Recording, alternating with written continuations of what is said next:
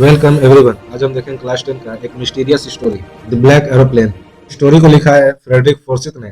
इस स्टोरी में एक पायलट रहता है जो अपने ओल्ड डकोटा एरोप्लेन को पेरिस से इंग्लैंड लेकर जा रहा होता है। तभी अचानक बीच में मौसम खराब हो जाता है और उसका radio, compass and other instrument काम करना बंद कर देता है।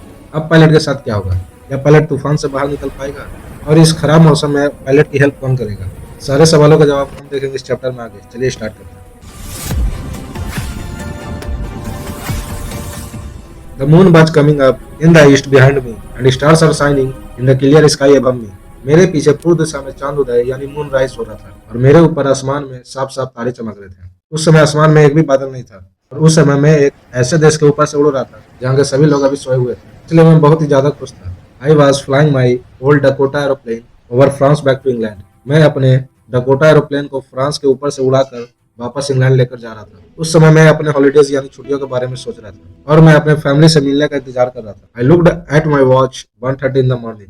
मैंने अपनी घड़ी में देखा, सुबह के 1:30 बज रहे थे। मैंने सोचा मुझे जल्द ही पेरिस कंट्रोल रूम से बात करनी चाहिए। मैंने एरोप्लेन से नीचे देखा तो मुझे आगे की ओर एक बड़े शहर की रोशनी दिखाई दी। मैंने रेडियो का बटन दबाया और कहा, Paris control room, Paris control room, this is Dakota DS-088 here. क्या आप मेरी आवाज सुन पा रहे हैं? I am on my way to England, over. मैं इंग्लैंड की ओर जा रहा हूँ और अभी मैं रास्ते में हूँ, over. Paris Control Room, Paris Control Room.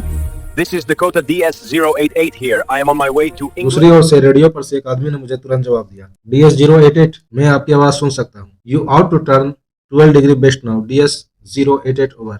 आपको 12 डिग्री पश्चिम की तरफ घूम जाना चाहिए, DS-088। 08, I can hear your voice. You ought to turn 12 degree west now, DS-088, over. मैंने अपने नक्शे और कंपास की जांच की और अपनी दूसरी और अंतिम तेल की टंकी यानी फ्यूल टैंक को स्विच दबाकर चालू किया और डकोटा को 12 डिग्री पश्चिम की तरफ घुमाया। मैंने सोचा कि मैं नाश्ते के समय इंग्लैंड पहुंच जाऊंगा और एक अच्छा अंग्रेजी नाश्ता करूंगा। एवरीथिंग इज गोइंग वेल, हर चीज अभी तक ठीक जा रही थी। It was an easy flight, यह एक आसान उड़ान।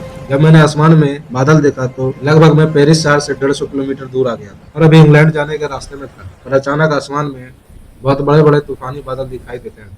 बड़े बड़े तूफानी बादल मेरे एरोप्लेन के सामने काले पहाड़ों जैसे लग रहे थे और मेरे पास इतना फ्यूल नहीं था कि मैं उनके ऊपर से उड़ सकूं या डायरेक्शन चेंज करके उत्तर या दक्षिण दिशा की ओर जा सकूं। मैंने सोचा मुझे पेरिस वापस चले जाना चाहिए। मैं अपने घर यानी इंग्लैंड भी जाना चाहता था। मुझे अंग्रेजी नाश्ता जो करना था, I thought I will take risk. मैंने सोचा मैं जोखिम उठाऊंगा और मैं अपने पुराने एरोप्लेन यानी डकोटा को सीधे तूफान के बीच उड़ाकर ले गया। बादलों के बीच हर चीज अचानक काली लगने लगी। उस समय एरोप्लेन से कुछ भी बाहर देखना मुश्किल था। अचानक एरोप्लेन काले बादलों के बीच उछलने और टकराने लगा। मैंने अपने कंपास की ओर देखा और मुझे अपने आंखों पर विश्वास नहीं हुआ। कंपास की सुई चारों तरफ घूमती ही जा रही थी। कंपास ने काम करना बंद कर दिया था और मैं उसे ठीक करने की कोशिश कर रहा था पर यह ठीक नहीं हो पा रहा था। दूसरे इंस्ट्रूमेंट ने भी अचानक काम करना बंद कर दिया। मैंने रेडियो चलाकर देखा। मैंने कहा, पेरिस कंट्रोल, क्या आप मेरी आवाज सुन पा रहे हैं? पर मुझे पेरिस की ओर से कोई जवाब नहीं आया। Paris Control Room, can you hear my voice?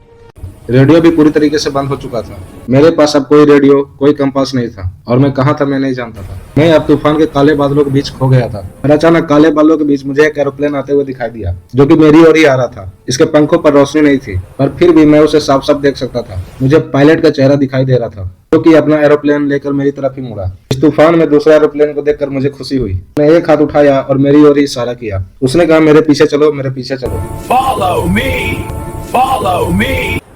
मैं जानता था कि मैं खो गया हूँ। मैंने सोचा वह मेरी हेल्प कर रहा है। मैंने अपना एरोप्लेन धीरे धीरे उत्तर दिशा की ओर घुमाया, मेरे डकोटा के आगे, ताकि मेरे लिए उसको फॉलो करना आसान हो जाए। मैं एक ओबीडिएंट बच्चे की तरह उस अजीब से दिखने वाले एरोप्लेन के पीछे जा रहा था। अब तक उसका पीछा करते करते आधा घंटा बीत चुका था पर फिर भी वो ब्लैक एरोप्लेन बादलों के बीच मेरे आगे था। अब मेरे पुराने डकोटा की अंतिम टंकी में केवल 5 से 10 मिनट का फ्यूल बचा था। मुझे फिर डर लगने लगा था पर ब्लैक एरोप्लेन धीरे धीरे नीचे उतरने लगा और मैं उस तूफान में उसके पीछे जा रहा था। अचानक मैं बादलों से बाहर आ गया and I saw 2 long straight lines of light in front of me. और मुझे अपने सामने रोशनियों की 2 लंबी कतार दिखाई दी। यह एक एयरपोर्ट का रनवे था। मैंने अपने आप को सुरक्षित महसूस किया और मैं उस ब्लैक एरोप्लेन में अपने फ्रेंड को देखने के लिए पीछे घूमा जिसने मेरी मदद की थी। पर आसमान पूरा खाली था, वहाँ कोई भी नहीं था। ब्लैक एरोप्लेन जा चुका था, मुझे वो कहीं नहीं दिखाई दिया। मैं अपने डकोटा से नीचे उतर गया। मुझे कोई अफसोस नहीं था जब मुझे कंट्रोल टावर के पास अपने पुराने डकोटा को छोड़कर जाना पड़ा। मैंने तुरंत ही कंट्रोल सेंटर में जाकर एक वुमेन से पूछा